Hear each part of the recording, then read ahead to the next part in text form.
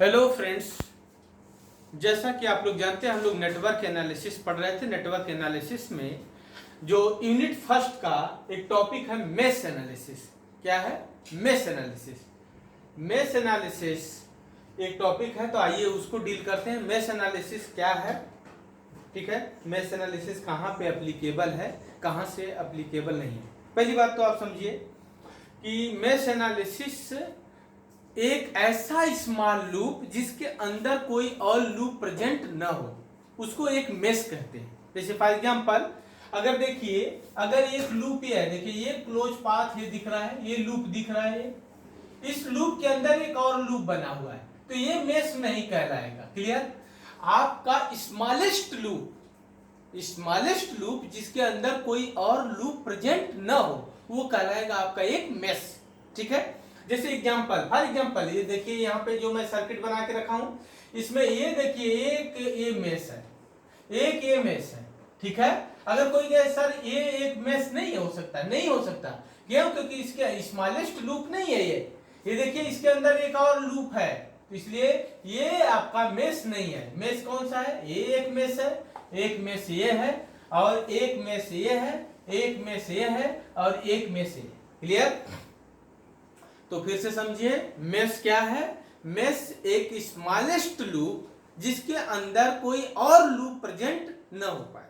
Clear? वो कहलाएगा आपका एक मेश। ठीक है, मेश एनालिसिस कोई एक टेक्निक है किसी भी ब्रांच के करंट एंड वोल्टेज को फाइंड आउट करने की। क्लियर? आप इसको सिंपल आप लूप एनालिसिस से भी कर सकते हैं। ठीक है, लेकिन ये एक टेक्निक बनाई गई है जिसको मेश बोला गया। मेश के अंदर कोई लूप प्रेजेंट नहीं होता है, सबसे स्मॉलेस्ट लूप होता है, जो है वो आपका मेश कहलाता है। क्लियर? अब देखिए, मेश आप अप्लाई कहां कर सकते हैं? इंपॉर्टेंट बात यह है, मेश हमेशा आप एक प्लेनर, एक नॉन प्लेनर सर्किट होती है, तो आप हमेशा प्लेनर सर्किट पे आप अप्लाई कर पाएंगे। नॉन प्लेनर सर्किट पे आप कभी भी मेश अप्लाई नहीं करेंगे। अब हमारा क्वेश्चन यह है कि प्लेनर सर्किट कौन से हैं एंड नॉन प्लेनर सर्किट कौन से हैं। तो प्लेनर सर्किट वो सर्किट है जिसका 3D व्यू है। जैसे हेक्सागन है, हेक्सागन के हर साइड पे अगर हमारे पास, या आपका एक तरह से मान लीजिए हेक्सागन है, या कुछ भी ले लीजिए आप, एनीवन ले लीजिए आप, कोई भी एक क्यूब है। ठीक है, क्यूब के हर साइड पे एक रेजिस्टेंस है, क्यूब के हर साइड पे एक रेजिस्टेंस है। तो क्यूब को 3D में भी बना सकते हैं, अगर उसको 2D में भी आराम से बना सकते हैं। क्लियर? 2D में भी बना सकते हैं। जो 3D व्यू नहीं होगा 2D में बना सकते हैं, लेकिन कोई भी आपकी कोई भी ब्रांच एक दूसरे से आपका कनेक्ट ना हो, कोई ब्रांच एक दूसरे से ओवरलैप ना हो, एक दूसरे पे ओवरलैप ना हो। ठीक है, ध्यान से सुनिएगा कि मेश एनालिसिस आप प्लेनर सर्किट पे अप्लाई कर सकते हैं, नॉन प्लेनर सर्किट पे अप्लाई नहीं कर सकते। प्लेनर सर्किट कौन से हैं? जो उसका 3D है, 3D व्यू के बाद उसको 2D में बनाया जाए कि जो एक दूसरे पे ओवरलैप न हो। क्लियर? इस बात को आप ध्यान दीजिएगा। तो जैसा कि हमारा इस न्यूमेरिकल में है, और जो प्लेनर सर्किट है, प्लेनर सर्किट आराम से जो अगर 3D व्यू है उसको 2D में बनाया जा सकता है, तो उस पर आप मेश अप्लाई कर सकते हैं। तो आइए यहां से देखिए, इस वाले में एक मेश है, तो इस मेश को हमने ऐसे क्लॉकवाइज में एक करंट हमने I1 दे दिया। देखिए मेश बहुत सिंपल है। क्लियर? एक तरह से KVL है, लेकिन ये इसको डिफरेंट तरीके से ट्रीट किया गया, इसका नाम मेश बोला गया। आइए ध्यान से समझिएगा। बस KVL में कि वहां पे इस रिस्ट्रिक्शन ये है कि मेश वो होता है जिसके अंदर कोई स्मॉलेस्ट लूप प्रेजेंट नहीं हो। जब हम KVL लगाते हैं तो आप आउटर पाथ में भी KVL लगाते हैं, इनर पाथ में भी KVL लगाते हैं, लेकिन यहाँ पे आपका मेश वो है जो स्मॉलेस्ट लूप है। क्लियर? तो जैसे मान लीजिए इसको हमने I1 कह दिया, ये मेश है, इसमें करंट ये फ्लो हो रही है I2। ठीक है, और इसमें ये करंट फ्लो हो रही है I3, और इसमें करंट हो रही है I4। आप जितने मेश हैं उतने वेरिएबल ले लीजिए। I3 हो गया, I4 हो गया, और ये आपका है I5, आपने ले लिया।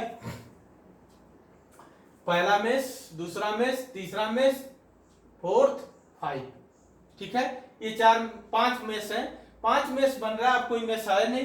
तो अब देखिए इसको है आप इसमें I1 I2 I3 I4 calculate करने के लिए, I5 कैलकुलेट करने के लिए एक है कि आप KVL लगाइए। KVL कैसे लगाते हैं मैं अभी आगे बताऊंगा, लेकिन सबसे पहले मैं इसको डायरेक्ट मेथड से बताता हूं। डायरेक्ट मेथड में आपके जितने मेष हैं एक मैट्रिक्स बनाएंगे 1 2 3 4 5। 5 क्या है तो आपको कितने होगा 5 क्रॉस 5 की मैट्रिक्स बनानी पड़ेगी। कितनी बनानी पड़ेगी 5 क्रॉस 5 की मैट्रिक्स बनानी पड़ेगी। ये देखिए ध्यान दीजिए 5 क्रॉस 5 की एक मैट्रिक्स बना लीजिए जिसमें 5 रो हो। 5 क्रॉस 5 की एक मैट्रिक्स आपने बना दिया, ठीक है। और इसके साथ जितने आपके पास एक कॉलम मैट्रिक्स, सिंपल एक कॉलम मैट्रिक्स हम लेंगे। कॉलम मैट्रिक्स में आपके पास होंगे जितने आपके वो है मेष हैं उनकी करंट I1 और है I2 और ये I3 और ये I4 और यहाँ पे ये I5 इक्वल टू इन दोनों मैट्रिक्स का मल्टीप्लिकेशन। ये क्या हो गया और ये देखिए 5 रो है, इसमें कितना 5 रो है और ये क्या है 1 कॉलम है, ठीक है। 5 रो 1 कॉलम। इसके बाद यहाँ पे आगे एक कॉलम मैट्रिक्स और बनेगी, वो बताते हैं कैसे लिखी जाएगी। आइए ध्यान से समझिए आप लोग। ये देखो इसको मैट्रिक्स में कैसे लिख सकते हैं, और फिर इसको मैट्रिक्स से फिर हम इसको क्रैमर्स रूल से आसानी से सॉल्व करते हैं। हमने थोड़ा बड़ा एग्जांपल ले लिया है समझाने के लिए, ठीक है। आप इसको क्रैमर्स रूल से फिर सॉल्व कर सकते हैं। तो अब देखिए इसमें आपका पहला टर्म लिखा जाएगा इस लूप में, इस लूप का जैसे फर्स्ट आप I1 पे अप्लाई कर रहे हैं, I1 में टोटल रेजिस्टेंस कितने हैं आप सेल्फ लगा रहे हैं। आई देखिए ये क्या है आपका I11 है, तो ये सेल्फ कितना है 1 1। तो इसमें कितने रेजिस्टेंस है 10 प्लस 8 18 और प्लस 4 और प्लस 2 और प्लस 6। टोटल इसके रेजिस्टेंस आप ऐड कर दीजिए तो ये कितना हो जाएगा 4 6 प्लस 4 10 10 प्लस 2 12 12 प्लस 10 22 22 और 8 क्या हो गया 30 ओम रेजिस्टेंस हो गया। आप लिख दीजिए ये सेल्फ रेजिस्टेंस इसका I1 का लिखा गया।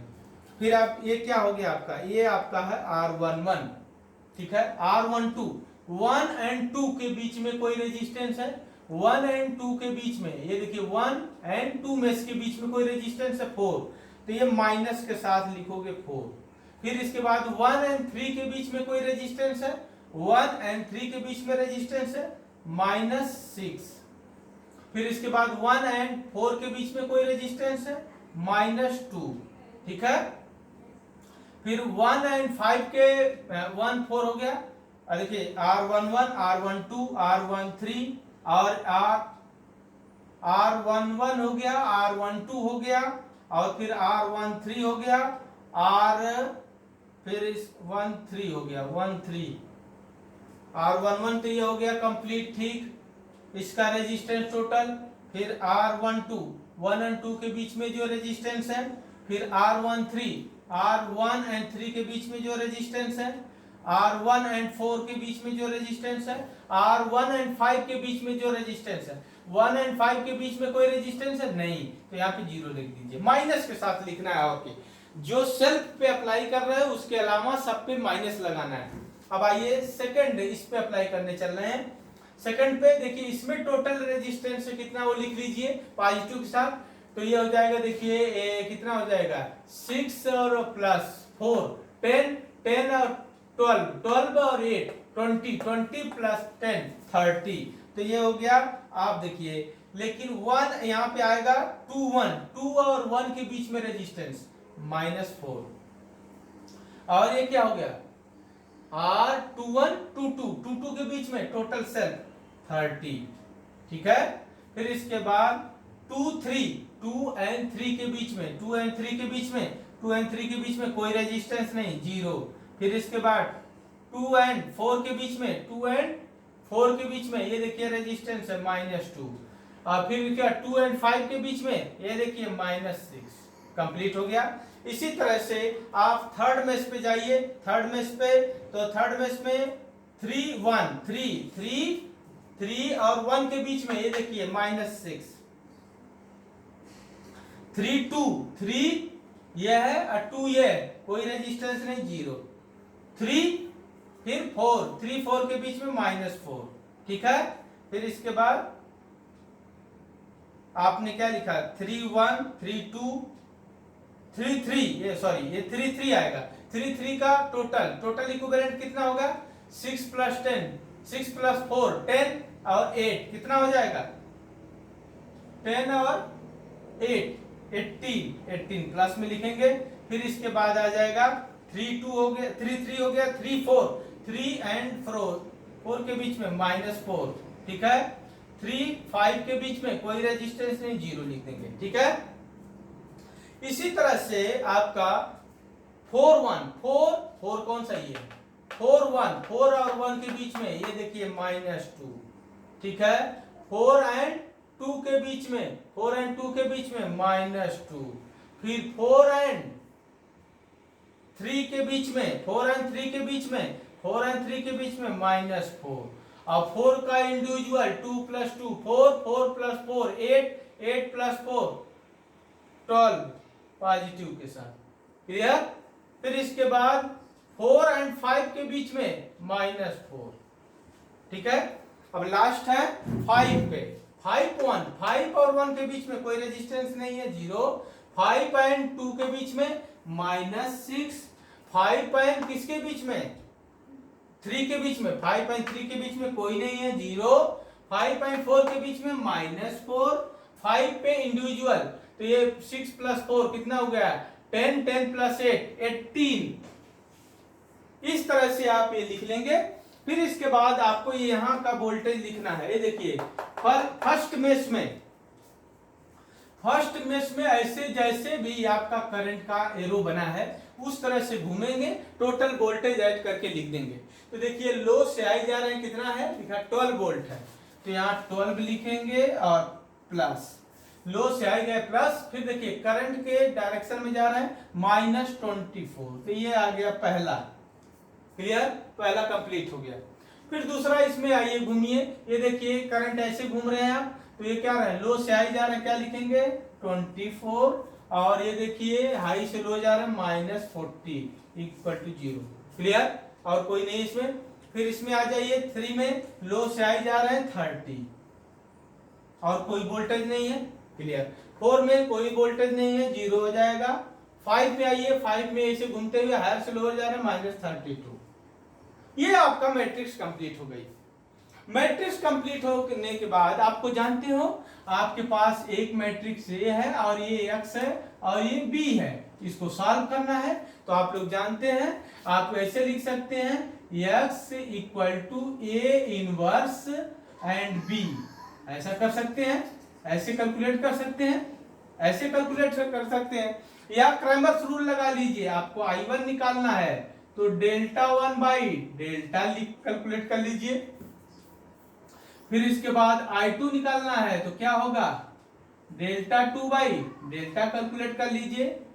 I3 कर लीजिए तो ये आ जाएगा Δ3/Δ, और I4 कैलकुलेट करना है तो Δ4/Δ, और I5 कैलकुलेट करना है तो Δ/Δ5/Δ। तो आप इस तरह से कैलकुलेट कर सकते हैं। डेल्टा से जानते हैं, इसके डिटर्मिनेंट्स में पहली मैट्रिक्स, फिर Δ1 कैसे कैलकुलेट करते हैं, जैसा कि आप लोग मैथमेटिक्स में पढ़ चुके हैं, क्रैमर्स रूल हमने लगाया है, ठीक है। तो 3 जब वेरिएबल आ जाए तो बहुत आराम से आप क्रैमर्स रूल से अननोन को फाइंड आउट कर सकते हैं। अदरवाइज इसकी तो रिक्वायरमेंट होती नहीं है, जानते हो, जब तक ये न कहा जाए कि यूजिंग द मेश एनालिसिस, आप कभी भी मेश अप्लाई न करिए। सिंपल क्या अप्लाई करेंगे, loop analysis, simple KVL apply करेंगे, क्लियर। मेश जब तक कहा न जाए आपसे कि करना है तभी मेश मत करिए, ठीक है। मेश क्या है, एक तरह से प्रोसीजर बना दिया गया है, ठीक है। अगर आपसे कहता है कि यूजिंग द मेश एनालिसिस, तब आप मेश एनालिसिस करिए, अदरवाइज मेश एनालिसिस नहीं करना है, क्लियर। और कैसे निकालना है हमने आपको बता दिया। ये तो आपका मैट्रिक्स मेथड हो गया, जनरल या डायरेक्ट मेथड हो गया। अगर कोई स्टूडेंट ऐसा चाहता है, जहां तक मुझे लगता है कि यह समझ में आया होगा कैसे फॉलो करना है, एक बार आप लोग समझ गए होंगे, ठीक है। फिर इसके बाद आपको आगे बढ़ते हैं। अगर ऐसे कोई लड़का फॉलो करना चाहता है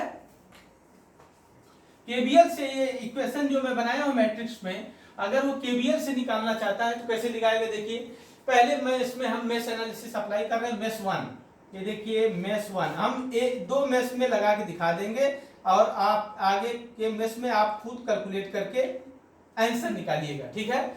मेश 1 हमें कैलकुलेट करने चले, जिसमें केबीएल लगाएंगे। इस डायरेक्शन में जा रहे हैं तो लो से आई जा रहे हैं, क्या लिखेंगे 12, करंट के डायरेक्शन में जा रहे हैं -8I1, ठीक है, -10I1, ठीक है। अब देखिए जहां पे ऐसी ब्रांच आ जाएगी दोनों में कॉमन है, दोनों में जब कॉमन है, देखिए 4 ओम कॉमन है, एक ये देखिए इधर से I1 आ रही है, इधर से ये I2 जा रही है, तो I2 घूम के ऐसे जा रही है, I1 ऐसे आ रही है। तो जिसमें आप मेश लगा रहे हैं उसको आप हायर मानिए और दूसरे वाले को लोअर मानिए। तो आप क्या हो जाएगा, इसमें देखिए आ जाएगा -4 और ये आ जाएगा I1 -I2। इसमें लगा दिया, हायर से लोअर जा रहे हैं, क्या लिखेंगे -24, हायर से लोअर जा रहे हैं -24, क्लियर। फिर यहाँ पे आ जाइए, यहाँ पे देखिएगा, ये देखिए I1 इधर जा रही है, इसमें ये करंट I4 इधर जा रही है, तो इसमें अप्लाई करिए -2 और ये I1 -I4, क्लियर, ये हो गया। फिर इसके बाद इसमें देखिए, इसमें क्या है, I1 इधर जा रही है, I3 इधर आ रही है, तो ये हो जाएगा -6 I1 माइनस ये हो जाएगा कितना I3 equal to 0। KBL complete हो गया, इक्वेशन फर्स्ट हो गया है। इसी तरह सेकंड केबीएल पे हम सेकंड में अप्लाई करेंगे, क्लियर। जैसे फॉर एग्जांपल इसमें हम अप्लाई करते हैं, किसी में भी मेश 1 अप्लाई किया, इसी तरह सिमिलरली मेश हम अगर 2 लगाते हैं, मेश 2 अप्लाई करने चल रहे हैं। मेश 2 देखिए, मेश 2 ये है, तो लोअर से आ जा रहे हैं, लिखेंगे 24, करंट के डायरेक्शन में जा रहे हैं। अब ये करंट के डायरेक्शन में जा रहे हैं तो आप क्या लिखेंगे 4, अब I2 को हायर लेंगे, I2 माइनस क्या लिख देंगे I1, क्योंकि I1 इधर आ रही है, आप I2 की तरफ है तो I2 को हायर मान लीजिए, I2 माइनस क्या लिख देंगे I1, ये हो गया -10 I2 और ये -8I2 और -40, क्लियर। और इसमें देखिए -6 में आ रहे हैं, 6 तो -6 I2 -I5, क्लियर। फिर इसके बाद इधर आइए, ये आ जाएंगे -2 और I2 माइनस और I2 -I4 और इक्वल टू 0। तो ये केबीएल देखिए, ये केबीएल 1 हमने लगा दिया और यहाँ केबीएल 2 आ गया, ठीक है। अब इसके बाद मेश 3 पे अप्लाई कर लीजिए। मेश 3 कैसे अप्लाई करेंगे, हमने बोला था मेश 3 है, जैसे इसमें अप्लाई करना है, सिंपल, लो से आई जा रहा है, कितना हो गया 30 और करंट में जा रहे हैं तो -8I3 लिख लीजिए और देखिए -6 I3 -I1 लिख लीजिए, ठीक है, क्योंकि इस मेश में लगा रहे हो तो अब इसको हायर मान लो और इसको लोअर मान लो, तो I3 -I1 कर लीजिए, ठीक है। और ये अप्लाई कर लीजिए, इसमें देखिए 4 में लिखेंगे -4, इसमें ध्यान दीजिएगा -4, और मैं ऑलरेडी आप लोग थोड़ा जानते हैं तो इसलिए मैं थोड़ा फास्ट कर रहा हूं, क्लियर। ये क्या लिखेंगे -4 और ये लिखेंगे I3 माइनस ये लिख देंगे, क्या लिखेंगे I4, क्लियर, इक्वल टू 0। ये इक्वेशन थर्ड हो गया। तो इस तरह से सारी इक्वेशन बनाया जा सकता है। जैसे इसमें कब अप्लाई करना है, मेश 4 में अप्लाई करना है, मेश 4 में अप्लाई करना है, मेश 4 में अप्लाई करना बहुत सिंपल है। देखिए करंट के डायरेक्शन -4 और ये लिखेंगे -4 I4 -I3, ठीक है, और -2 I4 -I1, ठीक है, और ये देखिए -2 I4 -I2, ठीक है। फिर करंट के डायरेक्शन में इधर तो -4 और I4 -I5 इक्वल टू 0, ये इक्वेशन 4 हो गया। तो इस तरह से अप्लाई कर देते हैं। अब देखिए हमने किसमें मेश 4 अप्लाई कर दिया, अगर हमें मेश 5 अप्लाई करना होता तो क्या लिख देंगे, मेश 5 पे अगर हम अप्लाई करें, मेश 5 अप्लाई करें तो क्या लिखेंगे बताइए, इसमें कैसे अप्लाई करेंगे, ये देखिए -4 I5 -I2, ठीक है, और -6 सॉरी इसमें I5 माइनस ये होगा I4, ठीक है। फिर देखिए इधर चल रहा है तो क्या लिखेंगे -6 और ये लिखेंगे I5 -I2, क्लियर।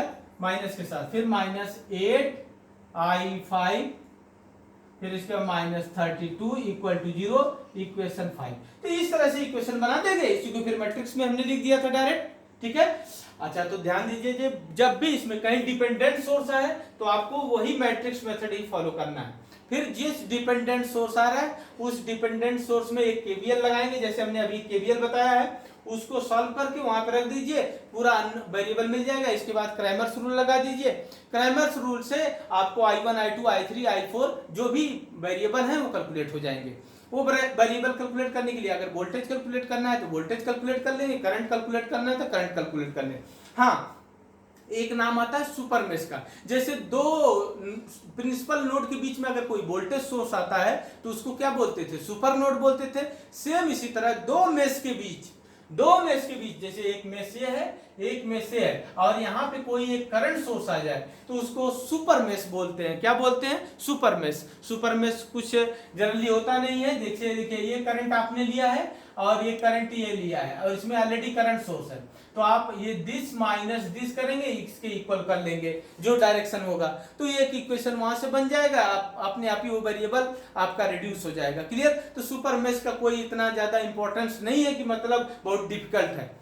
ध्यान दीजिएगा, दो प्रिंसिपल नोड के बीच में जैसे एक वोल्टेज सोर्स होता है तो उसको सुपर नोड बोलते हैं। इसी तरह से दो आपके पास क्या है, दो अगर मेश है, मेश के बीच में अगर करंट सोर्स प्रेजेंट है ओनली, तो आपको वो कहलाएगा सुपर मेश। उस वहां पे बनता हुआ सुपर मेश। क्लियर? वो कॉन्सेप्ट आगे हम एक क्वेश्चन लेके उसमें डिस्कस कर देंगे। जहां तक मुझे लग रहा है कि आप लोगों को मेश एनालिसिस समझ में आई है। ठीक है, थैंक यू।